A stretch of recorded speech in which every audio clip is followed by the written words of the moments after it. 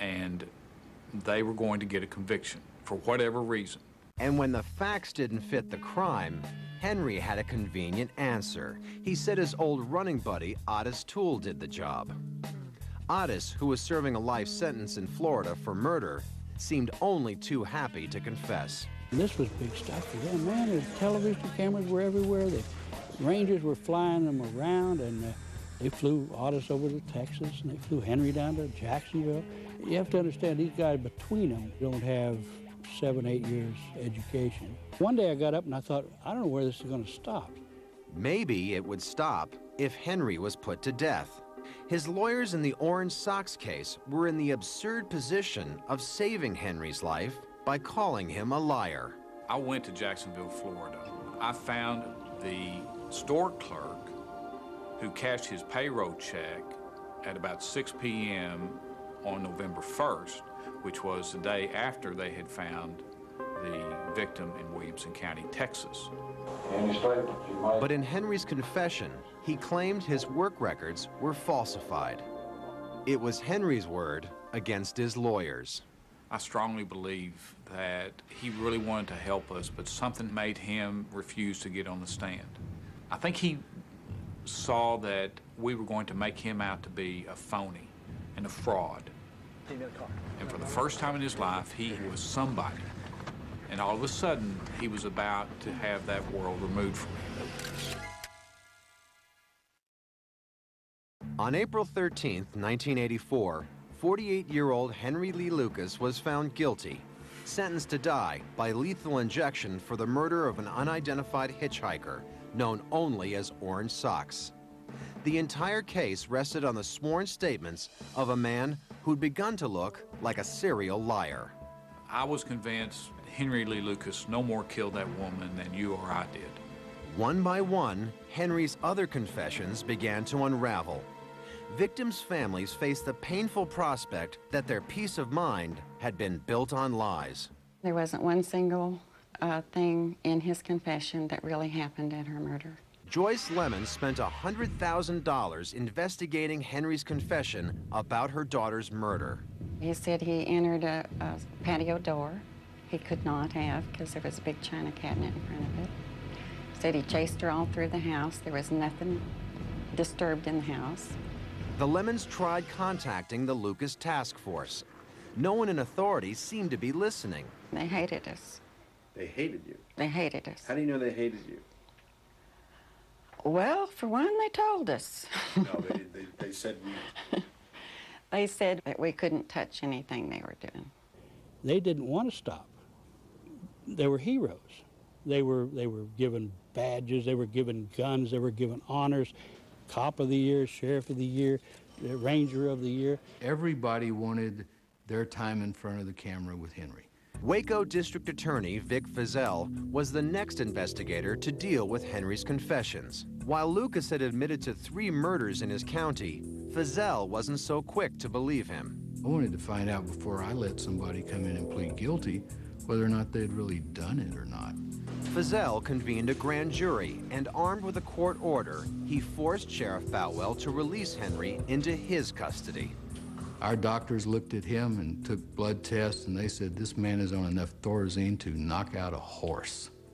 And Thorazine will make somebody very pliable, very suggestible. They'll tell you what you want to hear.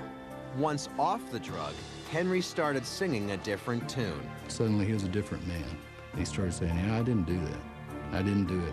I was wondering when somebody was going to wise up to all of this. Then on April 14th, 1985, the rest of the country got wise to Henry Lee Lucas. A series of investigative reports by Hugh Ainsworth splashed across the front page of the Dallas Times-Herald. The task force, the convictions, the whole three-ring circus had been based on Henry's evil imagination.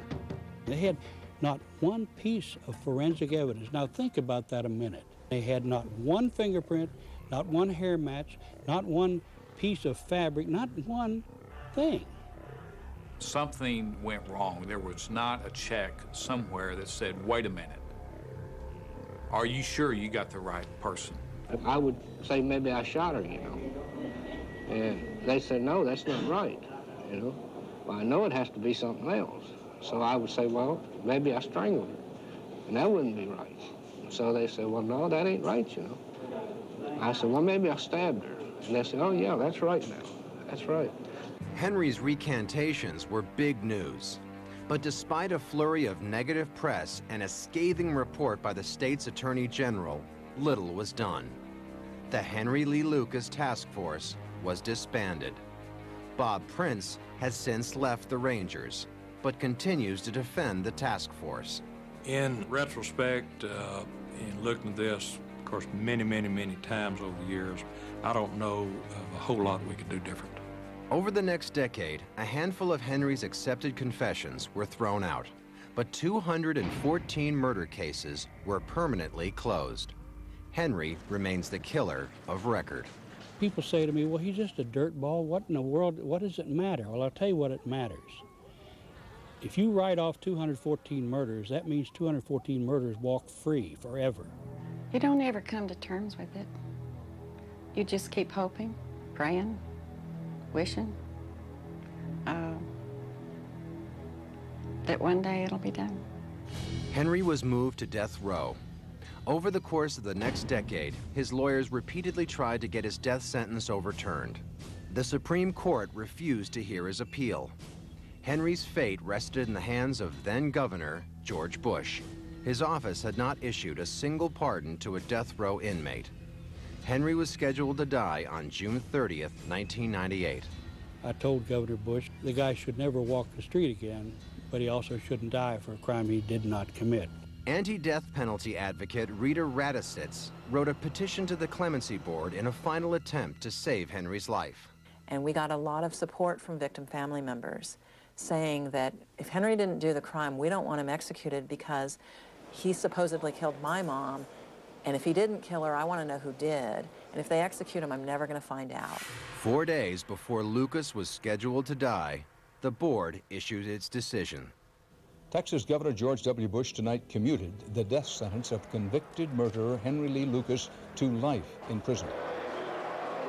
It would mark the only time Governor Bush commuted a death row sentence. Henry returned to the general prison population. He was out of the spotlight and unhappy about it. He said he preferred life on death row. On March 12, 2001, Henry died of massive heart failure. The once famous serial killer died a serial liar. I don't know. It was like he was just seeing how far he could go. You know, will they believe this? Well, I'll add that. Will they believe that? Well, I'll make it even bigger. Well, man, if they believe that, well, then I'll put a cherry on top and see if they believe that. It is irrefutable that he killed his mother. It is, in my opinion, irrefutable that he killed Mrs. Rich. In my opinion, it's irrefutable that he killed Becky. Lucas was a killer. What is in doubt is how many people he actually killed.